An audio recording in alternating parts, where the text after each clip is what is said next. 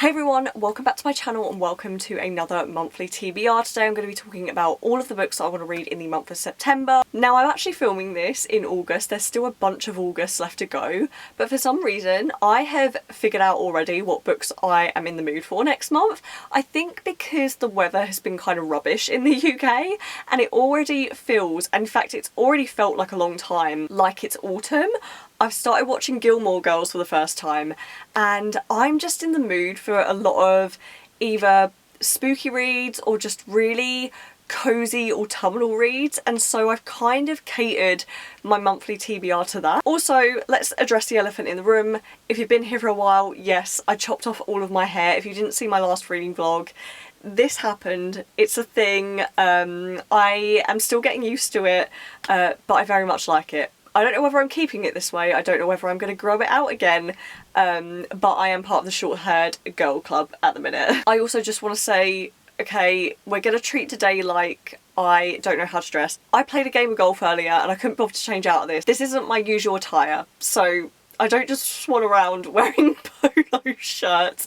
If you wear polo shirts, that's cool, they're comfy, they look a bit chic, but it's not my style, so we're not going to talk about that any further. Anyway, without further ado, here are the 5 books that I want to read in the month of September. So the first book that I want to read in the month of September, now I know that this isn't exactly giving cozy autumnal vibes, but I'm just really in the mood for this, and that is People We Meet on Vacation by Emily Henry.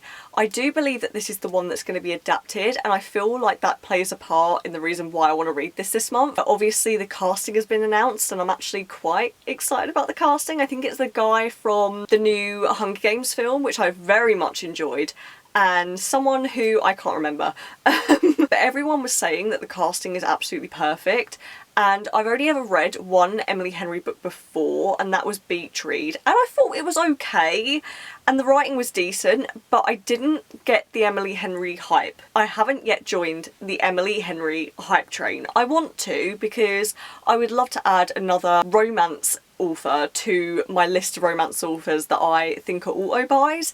Emily Henry isn't quite that for me yet, and I just don't get it, and I want to get it. So this actually follows 2 best friends who I believe meet on their way home from college or something. They're in a car share, and then they end up spending, I think, summer vacations together. Basically every summer for a decade they spend together, and that is up until one very bad trip where for some reason something goes wrong with their little relationship going on, and they kind of just stop taking trips or something, and then at some point one of the characters convinces the other one that they should take one more trip together and try and fix their relationship or whatever, and it's their one summer to be able to finally fall in love. And I think it sounds great. I'm very excited for it. I don't know why I'm in the mood for this very summery themed romance. I just really want to read it and I don't know why, and I have a really good feeling about this. I'm gonna love it. Famous last words. So the next book that I want to read in September is actually a new release, and I do believe that this released this month, and I cannot wait to get my hands on this and actually read it, and that is Wisteria by Adeline Grace. So this is the 3rd and final book in the Foxglove trilogy? No, the Belladonna trilogy. Foxglove, I believe, was the 2nd book, which was also my favourite so far in the series. I would describe this as a dark gothic YA romance trilogy, and I have absolutely devoured it so far. The 2nd book was absolutely my favourite, and I don't want to go into what the 3rd book is about because I feel as if I tell you what it's about and who it follows, it kind of ruins the 1st book. You kind of need to read the 1st book and then just go from there. But to give you an overview of what the 1st book is about, it basically follows this young woman named Signa, and she's 19 years old, and essentially she has this weird thing where she can see death himself.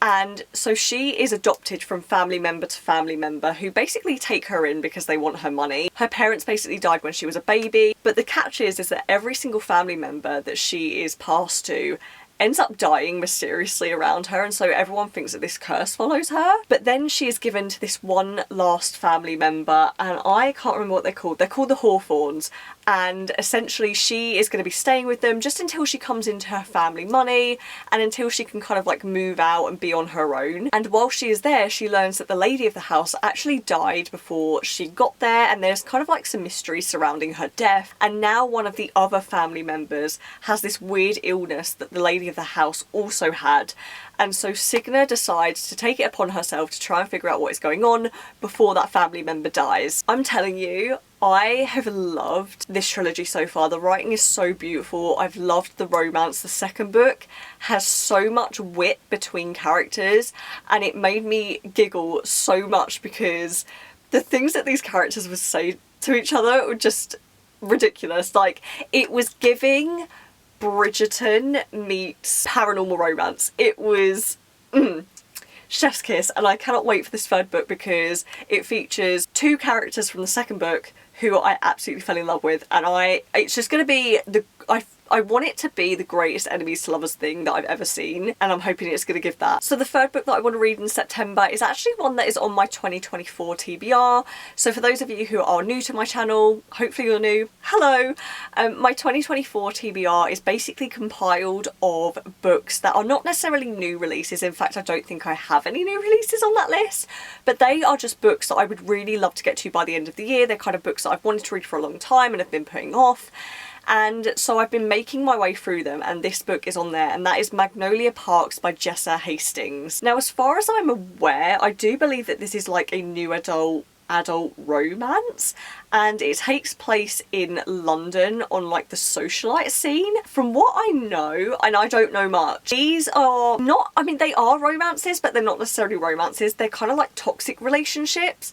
I've seen a lot of people do TikToks where they will say that a certain Taylor Swift song relates to the series or whatever, and so I'm very intrigued. I don't know why, I just feel intimidated by these books, but I'm gonna read them regardless. So then the fourth book that I want to read in September is very fitting because obviously we're coming into the autumnal season, and that is The Pumpkin Spice Cafe by Laurie Gilmore, which honestly, now that I'm watching the Gilmore Girls for the first time, is absolutely hilarious. Like, that is absolutely fitting. I don't know if that is her actual name, but if it is, brilliant. What a queen. Of course she wrote a book called The Pumpkin Spice Cafe. So I don't know much about this, but the reason that I put this on my list was because I was scouring the bookshelves in the supermarket, and I saw, I don't know if it was this book or the second one, I think it might have been this one, and it was, oh my god, the cover in real life is so beautiful. Like, the one that you see here just doesn't do it justice. In real life, it's even better. So this is a small town romance, and it follows this woman named Jenny, who is this kind of like city girl. She's been doing a corporate desk job, and one day she is gifted her aunt's cafe called the Pumpkin Spice Cafe. And obviously the Pumpkin Spice Cafe is in this very small town, and there's this farmer named Logan, and he is basically trying to avoid town gossip at all costs. However, he's very, very drawn to Jenny, and that is all that I know. It's small town. Apparently it's grumpy sunshine. It's found family, which is one of my favourite tropes ever. And I think it's quite short too. So I am going to be eating up all of the cozy vibes this month. If you have any other cozy reads you want to recommend me, because I'd love to do like a cozy vibe reading vlog, then let me know, because I'm going to absolutely eat this up. Speaking of cozy reads, I also am really drawn to this one this month. I was kind of thinking of reading it in August, and then I decided not to because I was like, well, there are 2 TBR books left and I really need to read one of them because I keep saying I'm going to read it and then I never do. And that is The Honey Witch by Sydney J. Shields. I mean, first of all, let's give it up for the cover, because the cover is beautiful. So as far as I can tell, this follows this 21-year-old girl named Marigold Claude, and she has always preferred kind of like her own company, and it says the company of the spirits of the meadow, and then her grandmother whisks her to this little island, which I do believe is in Ireland somewhere, to basically train to become the new Honey Witch. I don't know what that means.